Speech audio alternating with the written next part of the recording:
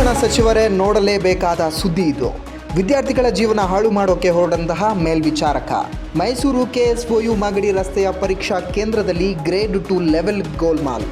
ಮೇಲ್ವಿಚಾರಕರೇ ವಿದ್ಯಾರ್ಥಿಗಳಿಗೆ ಪುಸ್ತಕವನ್ನು ಹಂಚಿದ ಘಟನೆ ನೇರವಾಗಿ ಕ್ಯಾಮೆರಾದಲ್ಲಿ ಸಿಕ್ಕಿಬಿದ್ದ ವಿಡಿಯೋ ಈಗ ಲಭ್ಯವಾಗ್ತಾ ಇದೆ. ಈ ಹಿನ್ನೆಲೆ ಜನತೆಯಲ್ಲಿ ತೀವ್ರ ಆಕ್ರೋಶ ಉಂಟಾಗಿದೆ. ಪೋಷಕರು ಹಾಗೂ ವಿದ್ಯಾಭ್ಯಾಸ ಹಿತರಕ್ಷಣಾ ಸಂಘಗಳು ದೂರನ್ನು ಸಲ್ಲಿಕೆ ಮಾಡಿದ್ದಾರೆ. ವಿಶ್ವವಿದ್ಯಾಲಯದ ನೈತಿಕತೆ ಮತ್ತು ವಿಶ್ವಾಸಾರ್ಹತೆಗೆ ಬೃಹತ್ ಧಕ್ಕೆ. ಇದರಿಂದ ಶಿಕ್ಷಣ ವ್ಯವಸ್ಥೆ ಅಪಮಾನಿತವಾಗಿದೆ. ತನಿಖೆ ಬೇಕು ಎಂಬ ಸದಡಿಕೆಯ ನಡುವೆ ಆಡಳಿತ ಕೇವಲ ಮೌನವನ್ನು ವಹಿಸಿ ಕುಳಿತಿದೆ ಎಂದು ಆರೋಪಿಸಲಾಗ್ತಾ ಇದೆ.